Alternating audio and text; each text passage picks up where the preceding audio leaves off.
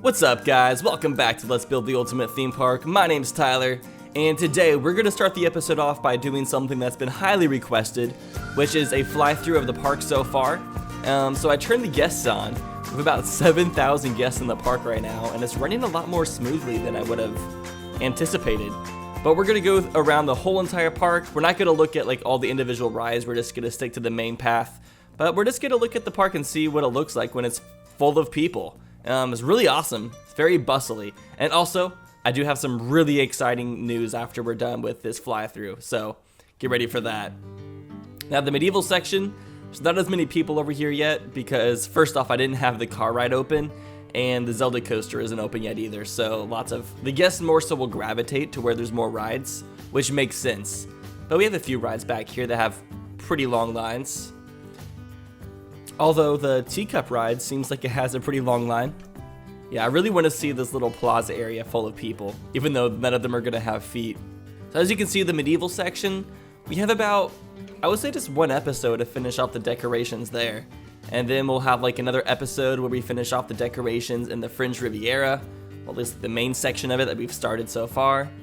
And our main goal for today is to finish the new coaster I started at the end of last episode.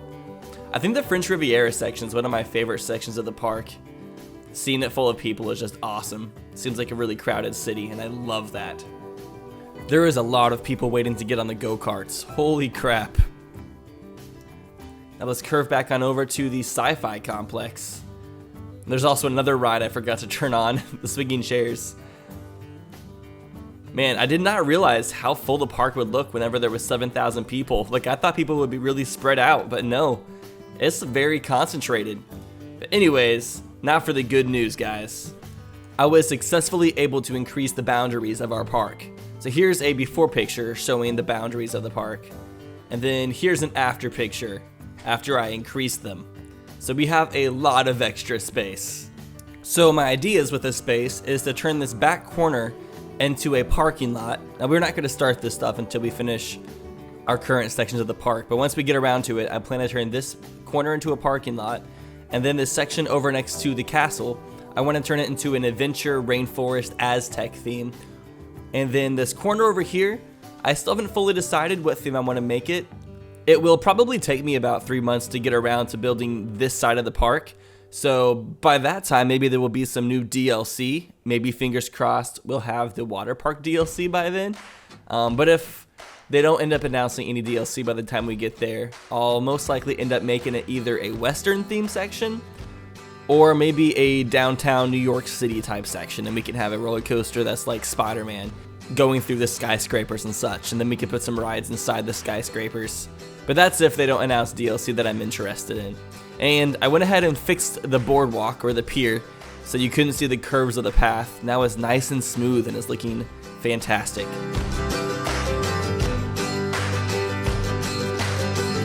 We still have to decorate the inside of the arcade, but that is for another day because today we are going to finish this wooden roller coaster.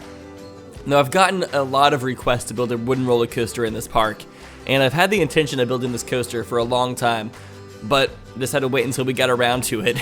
But I really wanted to put a wooden roller coaster next to a lake because wooden roller coasters are really cool looking because of the supports. Their supports, there's just so many boards. It's crazy how much wood goes into building these things. And I wanted to build it on the side of the lake because of the water reflections. I thought it'd be really cool to see the reflection of the wooden coaster in the lake. But another reason I wanted to put this coaster back here is because we're making this back section of the park more of a vintage theme. And my overall feel is I want this to feel like the first section that was ever built onto this park, and then they ended up expanding around it after this opened because it ended up being so successful. And I know that wooden coasters are typically the first types of coasters most theme parks build because I think they're overall cheaper because wood is a lot cheaper than metal or steel when you're buying it in very large quantities. So in lots of theme parks, their first ever coaster was a wooden coaster. Now I think the way I'm building this coaster isn't very old-fashioned. The way the hills are curving left and right, snaking around like they are. I'm kind of making this coaster look like some DNA the way it's spiraling around itself. Now I would have to say from personal experience, wooden coasters are not my favorite type of coaster. They're usually a bit more rickety, they shake around a lot more, they're really rough sometimes. One of the roughest coasters I've ever been on is the Boss in Six Flags St. Louis. You feel like you can get bruises from that thing with the way it jerks you around so much. It can be relentless sometimes. I remember one of the first times I went to Six Flags, I rode that with my grandparents, and they were not too happy with how like beat up they got, which I can't blame them. Like, it really jerks you back and forth really, really hard.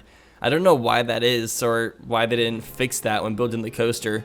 You think they would be able to plan the coaster out so it wouldn't jerk you around and like fling you from side to side.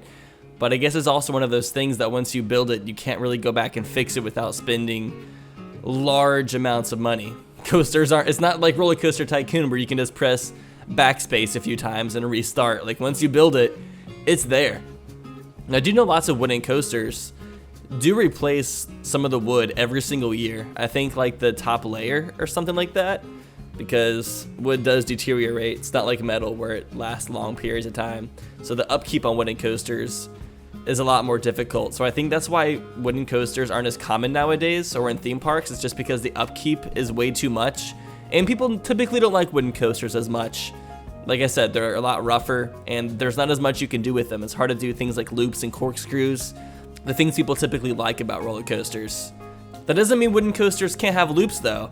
One of the theme parks near me that I've mentioned a lot of times in this series, $7 City, they have a wooden coaster called Outlaw Run, and it goes upside down several times. But I've only ridden it once, and I don't know if I've told this story or not yet, but I'm going to tell it again just because I don't think I've told it in this series so far. I know there's been a couple times in this series where I've told the same story more than once, but keep in mind, viewers, that I have recorded this series over the course of a year and a half so far. I know lots of you were able to watch it in a few days or a week or two, and so a lot of the information I talk about is fresher in your mind because you've heard it very recently. But I don't remember everything that I've talked about a year ago. I don't know what I've talked about yesterday, so give me a break on that one. If I tell a story twice, just tune me out for a second and just watch the gameplay, I guess. Speaking of gameplay, we're just finishing up this coaster, so let's go ahead and give it a test run. Now, there is going to be a lot of things I need to fix because this is the first run, but don't worry, I will make sure everything is smooth in the future. But anyways, back to the story I was going to tell. So there's this coaster named Outlaw Run at $7 City, and it's a wooden coaster that goes upside down. There's a couple inversions.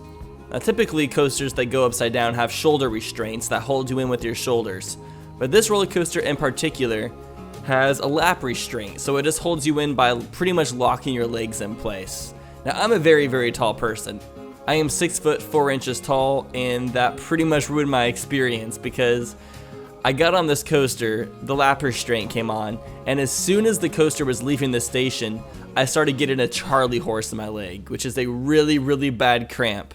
And the only way to get rid of the cramp is to be able to stretch your leg out. But I literally couldn't move my leg even a single inch. So while I'm riding this coaster, I'm having the worst cramp of my whole entire life. And I wasn't able to get rid of the cramp until after the coaster ended and the lap restraints came up, and I was able to stand up and stretch my foot out. And I have not ridden the coaster since then because that was one of the worst experiences of my life. It was so painful. Charlie horses are like one of the worst experiences ever, and I hope I never have to go through something like that again. So as you see, the coaster ended up losing too much speed by the end, and it wasn't able to make it around that final hill. We're gonna have to make a lot of tweaks to this coaster. I do most of that off camera though, because I feel like it's not very fun to watch me just going back and changing the angles of the track and lift hill sizes and stuff. So that'll be something I do off camera, so don't worry too much about that. But we have another coaster built in this park. I like how the drops curve back and forth. It snakes around and looks really cool along the water. And I think it really fills up the back section of this park a lot. Although we do have quite a bit of space behind this coaster. I'll probably build a couple things behind it. We still have to build the log flume that we started last episode as well, which, theming wise, I'm gonna make the log flume a bit more of a pirate theme, because we do have a pirate scenery theme, but I'm not gonna make a whole entire like pirate section of the park. So we're just gonna make a pirate themed log flume, or river rapids. I think I'm still gonna make it a river rapids. I still don't know for sure. What do you guys think would be better, river rapids or log flume? Let me know in the comments below. And then I think in the back corner, I might just put a few more like just rides, such as a wild mouse coaster. I think that would be really cool. It's just like a smaller, more compact coaster, but I think it would be a pretty good use of the space. Or I don't know, there's still quite a few rides to choose from, so I'll have to just make a decision once we get back there. But it'll probably be a few more episodes before I start another little section of the park because we just started this new vintage theme section, so we need to finish fleshing this out, and then we'll go back and finish up a bit of the medieval section, the French Riviera. Still got to build our hotel in between the pier and the French Riviera section. That's what that space is for. And then eventually we'll move on to the next section of the park since we've expanded the boundaries. And that will be the Rainforest Adventure theme section. So many new parts being added to this park, and I'm just really excited about it all. Everything's turning out so nice. This park is turning out much better than I ever expected. And lots of people have suggested that I send my park to Channel 5 Gaming so he can make a park overview video, but I'm not really comfortable with doing that because I'm not a huge fan of what he does on his channel. The fact that he makes thousands of dollars off of other people's parks and work that they've made. I would rather do my own overview video of my park because those typically get a lot of views, and I would rather get the views for an overview of my park that I spent hundreds of hours on rather than somebody else just downloading it and getting all of those views and all of that money. I don't know. I know that kind of makes me sound greedy, but I don't know. I'm putting a lot of effort into this park, so I feel like I think I should get the ad money for my own park that I built whenever I show it off, instead of somebody else just going through and potentially getting thousands of dollars from somebody else's work. I don't know. Am I the only person that feels that it's a little bit cheap that there's people out there who make thousands of dollars just showing off other people's projects? Not saying it's wrong or that you can't do that, but I don't know, it just kind of rubs me the wrong way. I feel like if you make those types of videos, you shouldn't necessarily be monetizing it. But then I guess that could go for any just like gameplay videos in general, because the people who are playing the games are making money off of somebody else's video game that they created. I don't know, it's kind of sticky territory. Maybe I shouldn't talk about it. Maybe what I should talk about is what I'm building. So I'm trying to finish up all of these paths in the vintage section of our park. The Castwood Cove, I guess is the name of it. Now, earlier in the episode, I rose up all of the wood on the pier so it would cover up the curbs of the path. Now, somebody mentioned to me that you're able to take away the curbs from the paths, which you can, but that's only if it's on the ground. So you see the path near the merry-go-round that's on the ground? That has no curb, but that's because it's on the ground. But if it's elevated, then you cannot take away the curb, which is why I had to raise the wood on the pier in order to cover up all the curbs. But the pier is looking really, really nice. I'm really happy with it. And I'm going to start building an entrance for the pier. I'm not going to finish it, mostly just marking off where it's going to be because I wanted to be able to see the placement of it. And side thought real fast, but I just realized that right now my park has almost 7,000 guests in it, yet it's still running the same as it did without the guests. This game is being really weird for me because the game started lagging like really, really bad, probably like back when I was building the sci-fi complex. And I've added so much to the park since then, like it's probably tripled in size since then. And my game hasn't really lagged anymore since that point. So it really makes me wonder like how much I can actually have in this park before it just won't run anymore, because I just keep on adding more and more, and the amount of lag hasn't really changed, it's kind of just like staying the same. So who knows? I mean, it really does excite me that the park is running so well right now, although there's 7,000 guests in it. That's freaking awesome. Knowing that the park can run well with 7,000 more guests means that we can fit another 7,000 pieces of scenery with no problem. Although I'd say one guest is probably equivalent to like 10 pieces of scenery, because guests have their individual AI and do their own thing and scenery just sits there. But just food for thought. Anyways, we are at the end of this episode. Thank you so much for watching. If you enjoyed, make sure to give the video a thumbs up, and I will see you guys in the next episode. Have a fantastic day.